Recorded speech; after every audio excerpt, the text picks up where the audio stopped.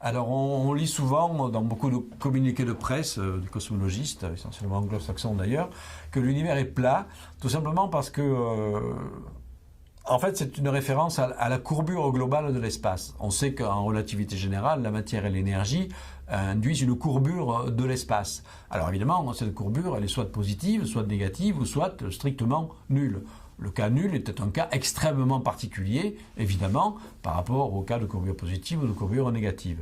Alors les mesures actuelles sur la courbure de l'univers, qui sont des mesures extrêmement délicates et difficiles, montrent que l'univers a peut-être une courbure, mais cette courbure est très faible.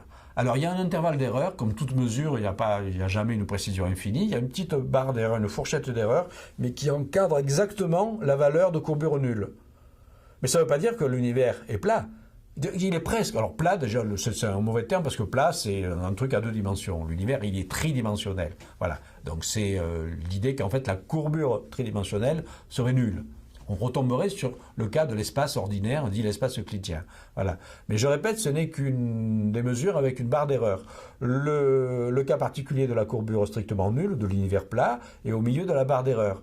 Mais il est tout à fait possible que l'univers réel soit courbé positivement, avec une légère courbure positive, ou soit courbé négativement, c'est-à-dire avec une géométrie soit hypersphérique, ou soit une géométrie hyperbolique. Voilà. Personnellement, d'ailleurs, je pense que les mesures actuelles favorisent plutôt un univers de courbures légèrement positives. D'ailleurs, un des modèles que j'ai proposé pour expliquer les observations astronomiques, qui s'appelle l'espace sphérique dodécaédrique de Poincaré, le terme sphérique montre bien que cet univers a une courbure légèrement positive et qui est parfaitement compatible avec les observations actuelles, et ce n'est pas un univers plat.